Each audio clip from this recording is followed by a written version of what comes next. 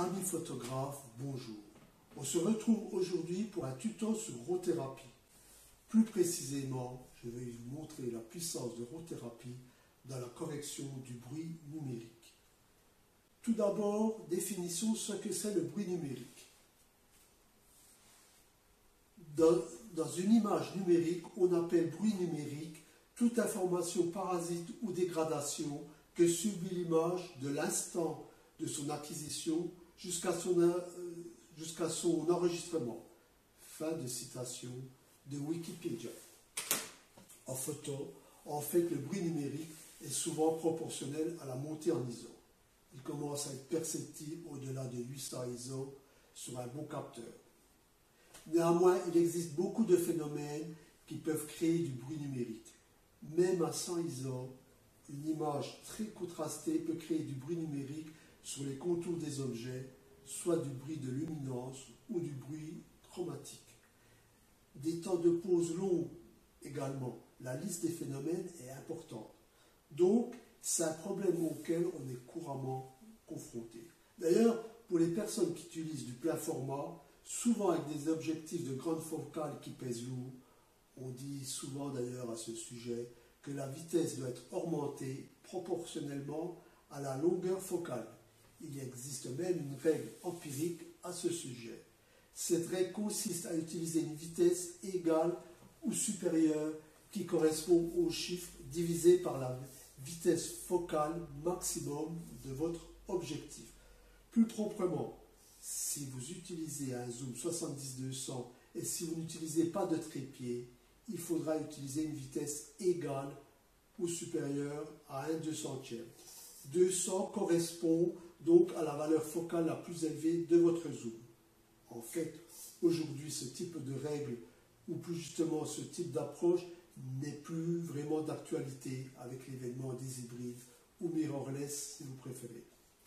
En effet, suivant le capteur et le poids de l'objectif, peut vraiment varier du simple au double, plastique ou métal, si vous tenez compte aussi du fait que lorsque votre zoom est sorti complètement, ou dans ce cas vous augmentez les risques des vibrations du fait de l'augmentation des forces sur l'axe du trépied, on appelle cela le moment de force mécanique. Là, on n'a pas le même moment de force que quand il est sorti complètement.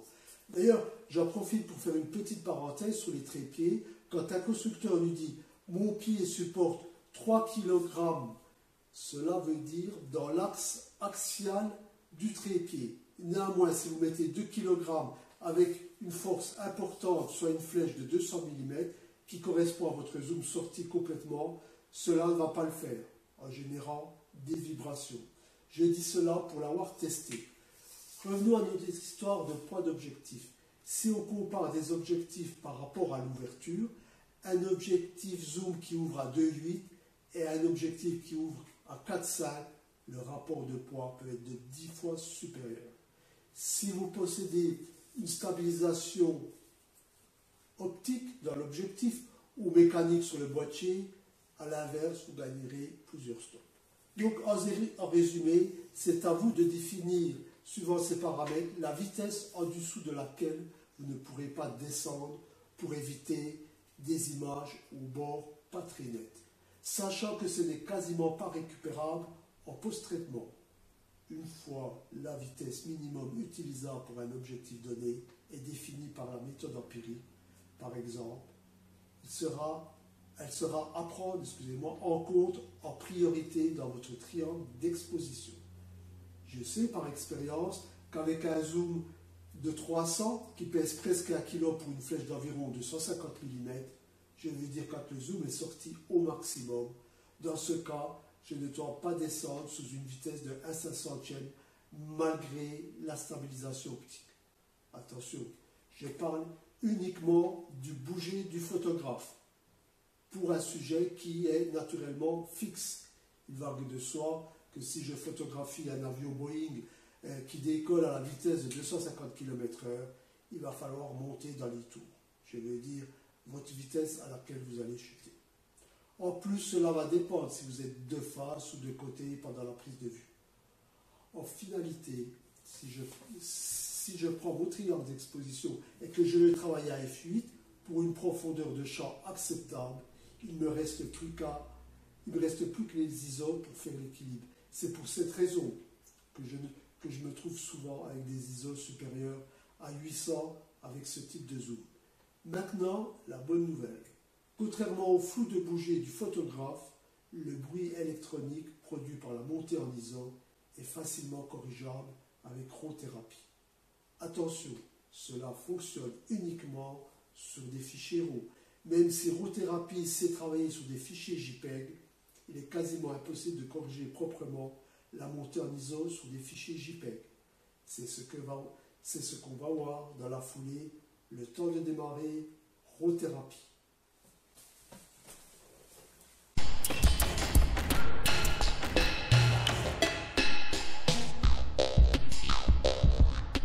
Alors, le temps qu'elle charge, hop là, voilà.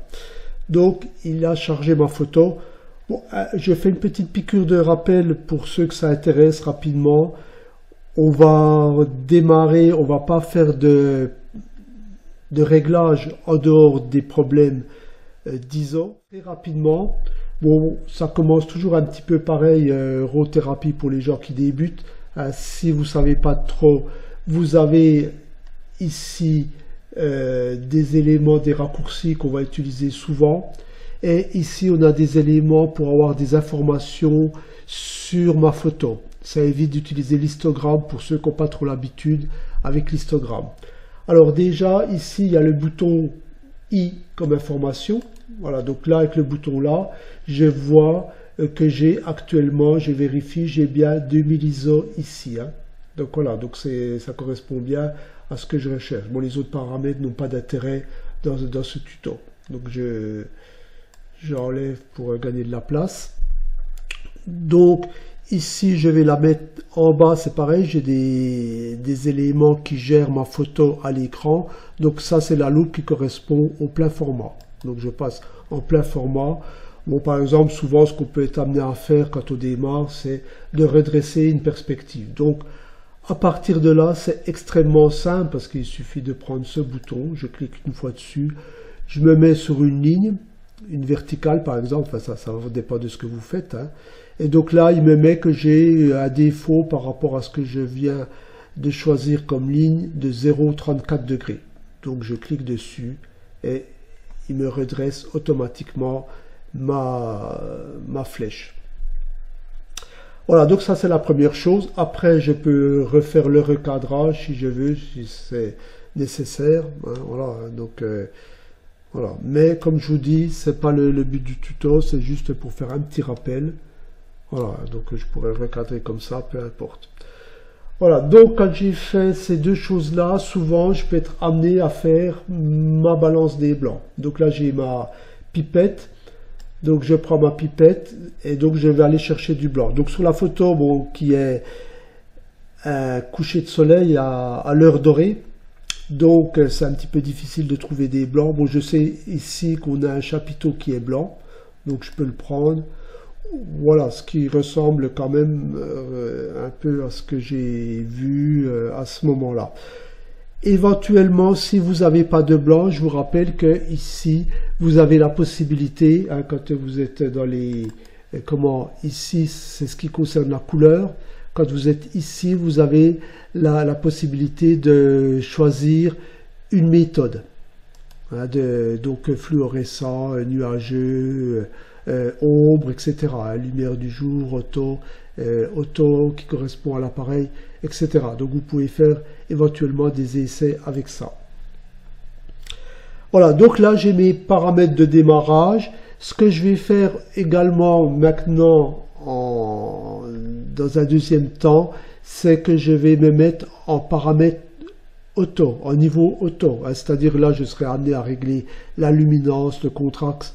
Donc ça on ne le fait pas aujourd'hui, je reviendrai sur ces paramètres ultérieurement. Aujourd'hui on parle uniquement des ISO, donc j'appuie sur le bouton niveau auto. Donc regardez bien, l'image va changer à ce moment-là. Voilà, niveau auto. Donc là je vois qu'il m'a redonné pas mal de détails dans les nuages, etc. Donc finalement, si vous voulez, le niveau auto, ça correspond sur votre appareil, quand vous prenez une photo, on a des valeurs capteurs. Et si sur votre appareil photo, vous êtes en mode JPEG, à ce moment-là, l'appareil photo va faire un traitement auto pour vous transformer, en JPEG. Et donc là, c'est ce qu'on fait à partir du RAW. Hein. C'est-à-dire, comme j'ai un RAW, on fait le même travail que sur l'appareil photo au moment où il fabrique le JPEG. Hein. C'est-à-dire, c'est entièrement automatique. On n'a pas la possibilité dans l'appareil photo de faire des modifications. Ici, bien entendu, du fait que je suis sur un RAW, malgré le niveau auto, ça peut me servir de base, de démarrage, et à partir de là, je peux changer mes paramètres. Hein. Donc si je vais dans compensation, vous voyez, je peux faire ce que je veux. Hein. Et si je suis perdu, je vous rappelle que vous avez la petite flèche pour initialiser vos paramètres. Voilà, donc à partir de maintenant, on va vraiment corriger les problèmes de chroma ou de luminance qui sont dus à la montée en ISO. Donc pour ce faire, je vais utiliser ici ce bouton-là qui correspond à votre capteur, les informations vraiment sensibles du capteur. Hein. Donc je vous rappelle que ici vous avez 1, 2, 3, 4, 5, 6, 7 menus. Hein. Donc on peut passer d'un menu, hein, celui-là étant tous les problèmes d'exposition, ici de netteté, de couleur. Et ces deux-là, celui-là j'utilise pratiquement pas. Celui-là c'est la géométrie, c'est ce qu'on a fait tout à l'heure. Et ça c'est votre capteur. Et celui-là, bon, c'est les métadonnées. Hein, donc bon, en principe je les modifie pas, donc j'utilise pas ce bouton également. Voilà, donc si je clique ici, il y a un élément qui est vraiment intéressant, c'est l'aberration chromatique, la correction automatique. Hein, ça fonctionne vraiment très fort sur RAW Therapy et je vais pouvoir l'utiliser. Alors, cette correction-là va affecter beaucoup, c'est les bords ici, et donc c'est à partir de là qu'on va faire des corrections. Donc c'est important de grossir, hein, pour voir l'effet, parce que si vous ne faites pas de zoom, vous ne verrez pas.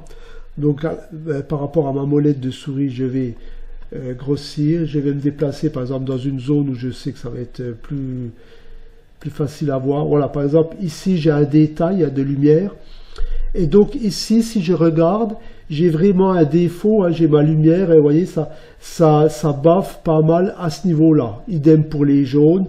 Les blancs sont énormément tachés, on perd du blanc, pas mal. Hein, voilà, donc on le voit peut-être plus sur celui-là. Voilà, celui-là il est plus intéressant. Donc, je vais tout simplement, au niveau de l'aberration chromatique, de demander une correction automatique. Voilà, alors regardez bien. Alors c'est un traitement qui est relativement long, hein, parce que à ce moment-là, il est obligé de reprendre toute l'image. Hein. Donc là, je suis sur une image qui fait 4000 sur 6000 de pixels. Hein. Donc c'est des traitements, bon, ça va dépendre forcément du microprocesseur que vous avez. Hein. Moi, je bosse sur un i5 et j'ai pas une carte graphique super performante. Hein. Donc des temps assez longs. Alors donc, regardez bien, hein, vous voyez par exemple le rond blanc, je vais supprimer l'aberration ou la correction. Et donc si vous regardez dans cette zone-là, vous voyez, donc là j'ai plein de petites couleurs qui apparaissent. Je remets la correction automatique et à ce moment-là j'ai la correction qui va apparaître. Hein. Ici j'ai le temps de traitement et la correction vient d'apparaître. Et donc là on se rend bien compte que c'est quand même relativement puissant comme fonctionnalité et que ça se passe très très bien. Alors, la seule chose que vous pouvez être amené à modifier, en tout cas en ce qui me concerne, c'est ce que je fais, c'est le fait ici d'augmenter. Hein, je peux augmenter jusqu'à 4 en restant statique. Hein. Voilà, donc l'API est toujours bien fait dans le sens où il vous limite. Hein, toujours, parce qu'on peut toujours avoir tendance à se lâcher un peu sur les curseurs, à aller trop loin. Et il y a un moment où vous allez peut-être améliorer, mais vous risquez de choper des halos par ailleurs. Hein, donc c'est pas forcément très bon d'aller trop loin. Donc si vous respectez les paramètres en correction automatique, ça se passe toujours relativement bien. Voilà, donc là j'ai déjà fait ma première correction. Alors passons à la deuxième correction que je fais souvent. Si vous voulez, la difficulté en retouche photo, RAWthérapie ou sur d'autres logiciels, c'est le fait que vous avez des fonctions qui se contredisent. Je veux dire, quelque part, si vous rajoutez de la netteté, par exemple, vous allez rajouter du bruit numérique. Si vous ajoutez du flou, à ce moment-là, vous allez diluer un petit peu ce bruit numérique et vous enlevez ce bruit numérique. Donc c'est pas évident parce que on enlève d'un côté et on récupère de l'autre. Donc c'est extrêmement difficile à doser et de plus on risque toujours d'avoir des phénomènes d'halo ou des phénomènes chromatiques, des défauts, etc. de ce type-là. Donc il faut toujours être très vigilant sur les fonctionnalités et je veux dire utiliser les curseurs vraiment au minimum, ne jamais trop pousser parce que on ne le voit pas forcément avec le manque d'habitude et c'est souvent un petit peu la catastrophe quand on reprend ces photos plus tard. Donc une fonction intéressante, c'est par exemple ici vous avez la netteté. Donc regardez bien, si j'ajoute de la netteté, ce qui va se passer, c'est que je vais effectivement ajouter du bruit. D'ailleurs j'ai pas mal de bruit dans cette zone là, on va voir comment la corriger, mais je vais ajouter du bruit dans cette zone là. Donc voilà, donc je vais sur mon menu et je clique netteté. Voilà, et donc regardez bien, vous voyez, là j'ai ajouté un petit peu de bruit. J'ai récupéré un petit peu au niveau de la netteté, mais j'ai rajouté du bruit. Donc pour moi, je trouve que cette fonctionnalité-là n'est pas forcément très intéressante, hormis dans certains cas. Par contre, où je trouve qu'elle est intéressante, c'est si j'utilise la netteté, mais à ce moment-là, je lui demande seulement d'améliorer les bords. Voilà, bon, je peux toujours cliquer contrôle du halo. Le seuil de contraste, je ne veux pas trop toucher. Bon, le rayon, c'est pareil. Si je contrôle les bords, il faut que je sois sur un rayon relativement faible. Et à partir de là, je peux jouer un petit peu sur la quantité. Voilà. Donc, là, je joue, c'est extrêmement... bon, là, je suis un peu beaucoup grossi. Voilà, donc j'ai amélioré un petit peu mes bords. Je vous enlève la netteté pour voir la différence. Voilà, donc là, ils sont à peine plus flous. Voilà, et donc si je rajoute de la netteté, je vais récupérer ici. Bon, je ne vais pas aller trop loin. En plus, cette photo-là nécessite peut-être pas trop ce type de correction. Néanmoins, voilà ce que ça donne. Donc, la netteté, oui, mais avec amélioration seulement des bords. Où ça va beaucoup marcher, c'est sur des photos, bon, si vous prenez par exemple des tours avec des fenêtres partout, donc là ça va vraiment améliorer, donc c'est intéressant de la connaître. Voilà, donc ça c'était la deuxième chose qu'on est amené à faire couramment quand on a une montée en ISO. À présent, on va voir la troisième chose importante qui fonctionne très bien, qui est très simple à utiliser. C'est donc améliorer vraiment les problèmes de luminance. Alors, les problèmes de luminance, bon, par exemple ici, j'en ai pas mal, mais je vais peut-être prendre une autre zone de la photo. Voilà, par exemple ici, c'est peut-être plus... visible. Si je regarde par exemple ici entre les tours, vous voyez, j'ai une espèce de trame, des points de couleur, etc. Donc ça, on va pouvoir le corriger relativement simplement. Donc je suis toujours dans mon menu netteté ici, et donc si je descends, j'ai réduction de bruit. Donc je vais cliquer réduction de bruit, et donc à partir de là, je vais aller dans luminance. Donc si vous regardez bien, donc à ce niveau-là, dans cette zone-là, je vais pouvoir vraiment réduire la luminance. Vous voyez, donc là, je l'ai quasiment enlevé. Donc vous avez vu, c'est relativement simple. Restez toujours un petit peu en limite. Là, j'en ai peut-être à peine un petit peu ici qui est à peine perceptible. je préfère la laisser au détriment de perdre de la qualité au niveau de ma photo. Hein, j'essaie toujours d'être un petit peu en limite. Hein. Voilà, donc très simplement, je vais pouvoir gérer ce phénomène. Éventuellement, si vous avez, c'est pas le cas de cette photo, bon, je ne vais pas reprendre une autre photo pour le tuto, mais vous avez des photos où vous pouvez avoir des problèmes de luminance, mais avec beaucoup de problèmes de chroma qui sont liés. Donc à ce moment-là, je vais ici passer en mode RVB pour pouvoir en même temps changer ces petits problèmes de couleurs, hein, les enlever, ces petites couleurs parasites. Et donc de la même manière, je vais pouvoir jouer. Si ça fonctionne pas très bien, si vous avez une photo qui est très bruitée au niveau du rouge, vert, bleu, à ce moment-là, ici, vous pouvez passer en mode agressif pour faire les corrections. Mais bon, ce n'est pas le cas dans cette photo. Voilà, donc là, j'ai beaucoup amélioré ma photo. C'est les trois choses à faire en priorité pour régler les problèmes ISO. Là, si je repasse en plein écran. Alors, une dernière chose qui peut être vraiment intéressante à connaître, mais ça suppose que vous avez une version récente d'Eurothérapie, parce que c'est une fonction qui n'a pas toujours existé, mais vraiment une fonction qui est relativement intéressante et puissante. Donc, vous savez que si vous allez sur mon site, sur le menu photo, en bas, vous pouvez retrouver toutes les mises à jour des logiciels open source en photo, Digicam, Rothérapie, GIMP, etc. Vous avez tout ça, les nouvelles versions, ces dernières mises à jour.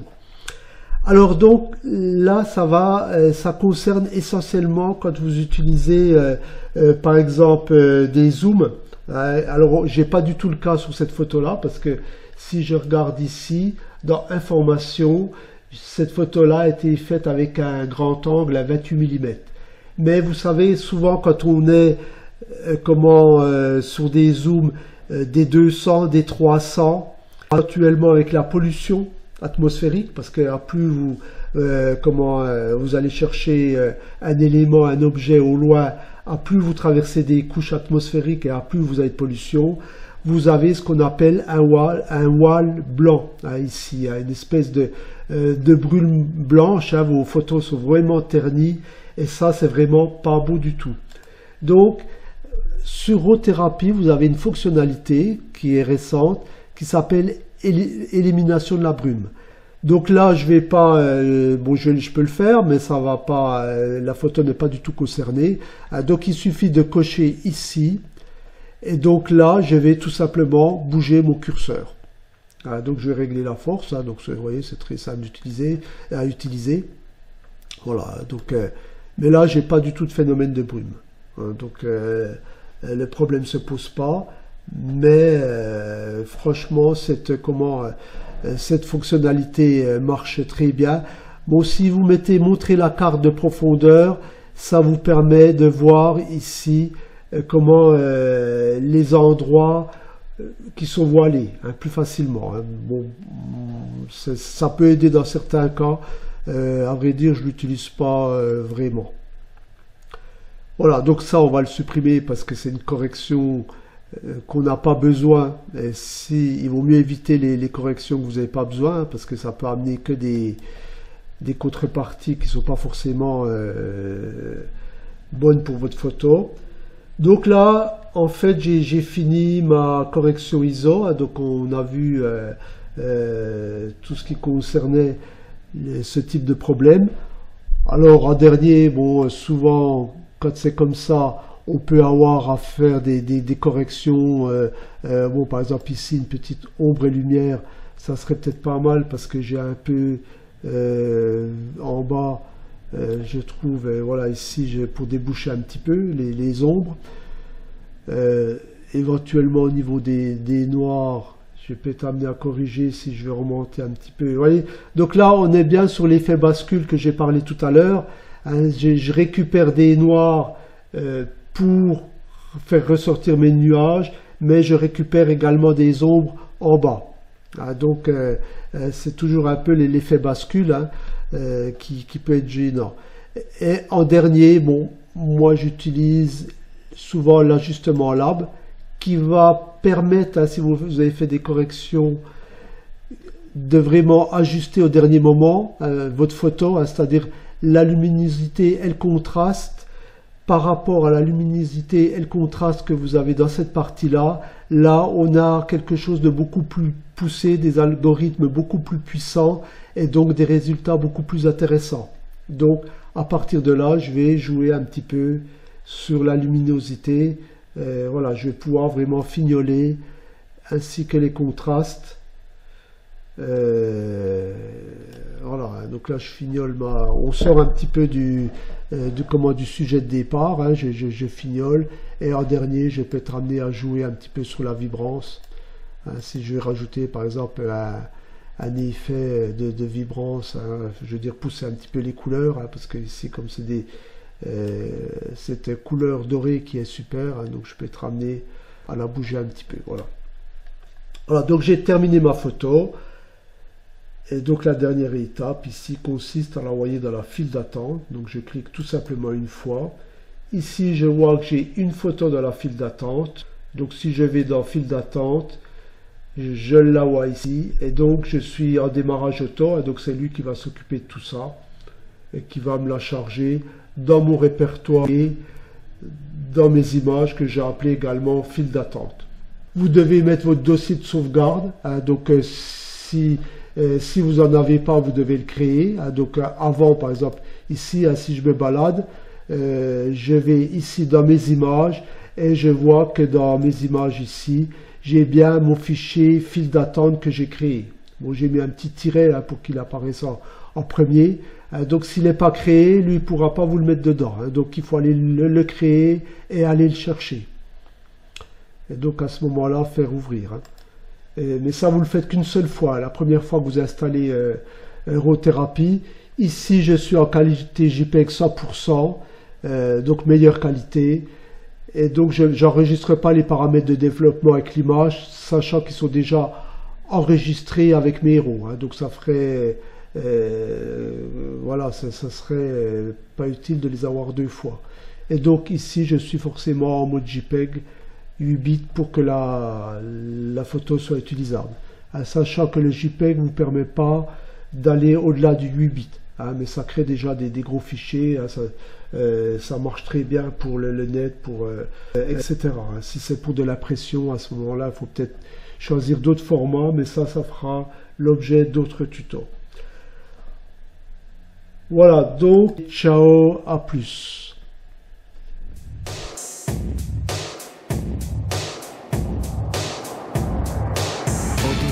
Odia.com